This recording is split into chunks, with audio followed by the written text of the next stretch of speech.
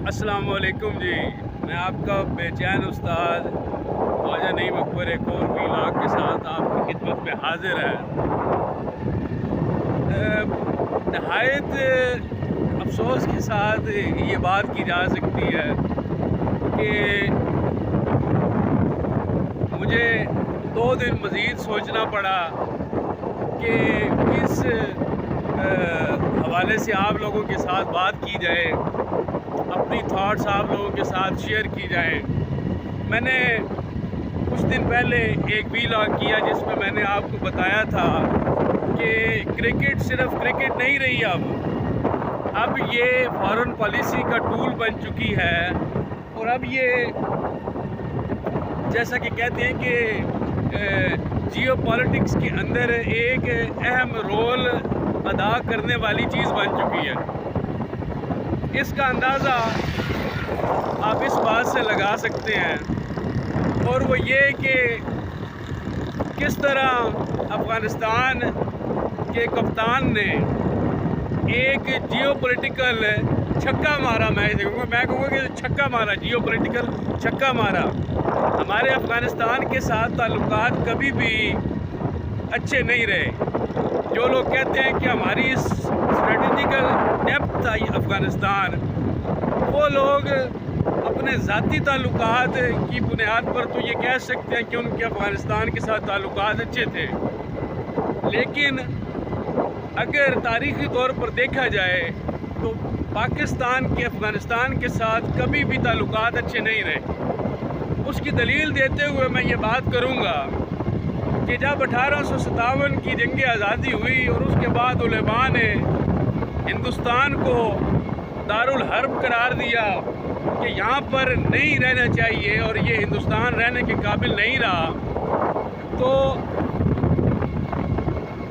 ہندوستانی مسلمانوں نے اپنا گھر بار اور زمین جائیداد بیچ کر یہ فیصلہ کیا کہ ہم لوگ افغانستان کا رخ کرتے ہیں، اور جیسے ہی انہوں نے افغانستان کا رخ کیا تو وہاں پر افغانیوں نے بارڈر وغیرہ بند کر دیے۔ ایک منٹ جی، لفٹ آپ لوگوں کو بتا دوں کہ یہ آتے جاتے ہچ ہائکنگ ضروری ہے۔ وعلیکم السلام، تشریف رکھو جی، بیٹھ گئے جی، نو پرابلم جی، نو پرابلم۔ اچھا، تو میں آپ لوگوں سے بات کر رہا تھا کہ ہندوستانی علماء نے دارالحرب قرار دیا افغانستان کو کہ مسلمانوں کو وہاں ہجرت کر جانی چاہیے، لیکن مسلمانوں کو کیا پتہ تھا کہ اپنی زمین جائیداد کام کاروبار چھوڑ کر جس طرح وہ جانے لگے ہیں، وہ افغانی لوگ ان کو دھوکہ دینے والے، انہوں نے بارڈر وغیرہ بند کر دیے اور انہوں نے کہا کہ آپ لوگ واپس جائیں، اور ان کو واپس دھکیل دیا گیا۔ وہ لٹے پٹے مسلمان وہاں سے دوبارہ ہندوستان واپس آئے اور ہندو اور انگریزوں کے تسلط کے نیچے زندگی بسر کرنے لگے۔ تو دوستوں، ایک بات تو آپ لوگوں کو ہمیشہ یاد رہنی چاہیے کہ افغانی کبھی بھی پاکستان کے حمایتی نہیں تھے۔ جو ڈیورنڈ لائن ہمارا بارڈر ان کے ساتھ شیئر ہوتا ہے، ان کو انہوں نے آج تک تسلیم نہیں کیا۔ تو تسلیم نہ کرنے کی وجہ کیا ہے؟ کیوں بدنیتی ہے، کیونکہ وہ پاکستان کے وجود کو ہی تسلیم نہیں کرتے۔ تو جب پاکستان کے وجود کو ہی تسلیم نہیں کرتے تو وہ بارڈر کو کیا تسلیم کریں گے؟ اور سیکنڈلی دیکھیں کہ جس طرح افغانی کپتان نے پوسٹ میچ پریزنٹیشن کے دوران یہ بات کی کہ میں یہ اپنی وکٹری جو ہے وہ نام کروں گا ان ریفیوجیز کے کہ جن کو پاکستان دھکیل کر باہر نکال رہا ہے۔ یار کیا دھکیل کے باہر نکال رہا ہے؟ کہ وہ اللیگلی وہاں پر رہ رہے ہیں، کاروبار کر رہے ہیں، سارا نظام معاملات کر رہے ہیں۔ تو بھائی وائی ناٹ کہ آپ لوگ اتنے کاروبار کر رہے ہو، پیسہ کما رہے ہو، تو آپ لوگ تھوڑے پیسے خرچ کرو اور پاکستان کا ویزا خرید لو۔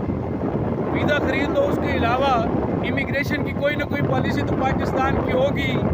آپ بطور امیگرنٹ یہاں پہ پاسپورٹ لے لیں، ٹھیک ہے؟ یہاں پہ کوئی کینیڈا آسٹریلیا تو ہے نہیں کہ جہاں پہ آپ کو مشکلات کا سامنا کرنا پڑے گا۔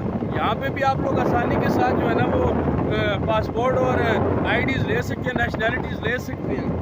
तो ये तो मैं सिरियन कहूँगा कि बदनीत। अच्छा, एक और इंटरेस्टिंग फैक्ट सुने, मुबैना तौर पर अफ़गानी टीम जो है, क्रिकेट टीम जो है, जो बड़ी बातें करते फिर रहे हैं कि जी हम रिफ्यूजीज़ को ये अपनी विक्ट्री, हिंदुस्तानी चले कहीं और होता तो आप रिफ्यूजीज़ को करें, क्या कहते हैं, डेडिकेट करें अपनी विक्ट्री, या किसी को भी करें, लेकिन आप हिंदुस्तानी सरज़मीन पर अपनी विक्ट्री डेडिकेट कर रहे हैं रिफ्यूजीज़ को, जबकि आप लोग मुबैना तौर पर पाकिस्तानी पासपोर्ट पर ट्रैवल कर रहे हैं इंटरनेशनली।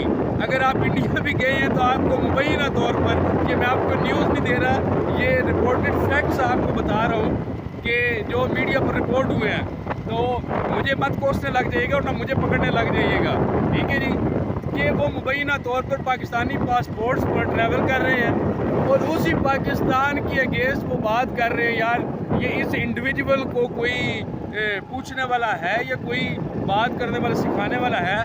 कहाँ पे गए हैं इनके मीडिया मैनेजर हैं? उनको ये नहीं पता था कि वो ऐसी बात करेगा? तो ऐसी बातें मेरे ख्याल में इंटरनेशनली नहीं होनी चाहिए, जबकि पाकिस्तान बतौर बड़ा भाई के बहुत ज़्यादा अफ़गानिस्तान को सपोर्ट करता रहा है और करता आया है। तो मेरे ख़्याल में तो ये एहसान फरामोशी है कि मतलब कि अफ़गानी लोग बजाय थैंकफुल होने के कि यार कहाँ 1978 जब सोवियट्स ने अटैक किया था गर्म पानियों को हासिल करने के लिए मुबैना तौर पर, सर ये थेरीज़ हैं, ये अब मतलब कि एक से ज़ायद 101 किस्म की किताबों में आई हैं कि किस तरह जी सोवियट्स आए थे गर्म पानियों तक रसाई हासिल करने के लिए। क्या गर्म पानियों तक, हमने गर्म पानियों का क्या कर लिया आज तक, ठीक है? तो भाई ये बात देखें कि 1978 से लेकर आज 2023 हो गया है, कम बेश 50 साल तो हो ही गए हैं, या इससे कम या ज़्यादा, 1-2 साल ज़्यादा या कम होंगे, ठीक है? तो आप लोग यार इस बात को देखिए तो सही कि यार इतना आपको हमने रिफ्यूज दिया, ठीक है, जब आप पे कड़ा वक्त आया हमने आपको रिफ्यूज दिया, और उसके बाद आप हिंदुस्तान की सरजमीन पे यार हमारी कोई, मैं ये नहीं कहता कि यार हमारी कोई दुश्मनी है, हम कभी दुश्मन हो, इंसान का दुश्मन हो ही कभी नहीं सकता, जो इंसान नहीं है वही दुश्मन है एक दूसरे के। जानवर लोग, ये जानवर सिर्फ लोग होते हैं जो दुश्मन होते हैं, इंसान के साथ दुश्मनी नहीं कर सकता। तो हमारी इंडिया के साथ अगर राइवलरी है, मुखालफत होती है, नज़रियात का इख्तलाफ होता है, तो दो कौमी नज़रिया भी एक इख्तलाफ की बुनियाद ही था जिसके ऊपर हम लोग डिवाइड हो गए कि मुस्लिम अलग रहेंगे, इंडियन अलग रहेंगे। तो अलग हो के रहना कोई बुरी बात नहीं है, लेकिन यार जब आपको पता है, अगर आप हमें दोस्त कहते हैं तो दोस्त का दोस्त जो होता है वो दोस्त होता है, और दोस्त का जो मुखालिफ या दुश्मन होता है वो आपका मुखालिफ या दुश्मन होता है। तो मैं अभी भी इंडिया के अगेंस्ट जो बात कर रहा हूँ वो दुश्मनी की बात नहीं कर रहा, लेकिन जब तक हमारे ताल्लुकात नॉर्मलाइज नहीं होते तो आप कम से कम इंटरनेशनल लेवल पर हमारे साथ इंसानों वाला सलूक करें, ठीक है? इंसानों वाले सलूक से मुराद ये है कि आप खुद भी इंसान बने, अमन के साथ रहें। जो एहसानात हमने आप लोगों पे कर रखे हैं उनका हम बदला आपसे नहीं मांग रहे, लेकिन आप लोगों को थैंकफुल तो होना चाहिए, और हमें तो नहीं ना काटना चाहिए कम से कम। ये तो सर बात देख के आपको हमें तो नहीं काटना चाहिए। मैं दोबारा अब सड़क थोड़ी ख़राब आ गई है, दोबारा आप लोगों से बात करूंगा इसी टॉपिक पे ही, और भी बहुत सारी बातें करने के लिए आपके साथ बात करता हूँ। अभी के लिए वीडियो काट रहा हूँ।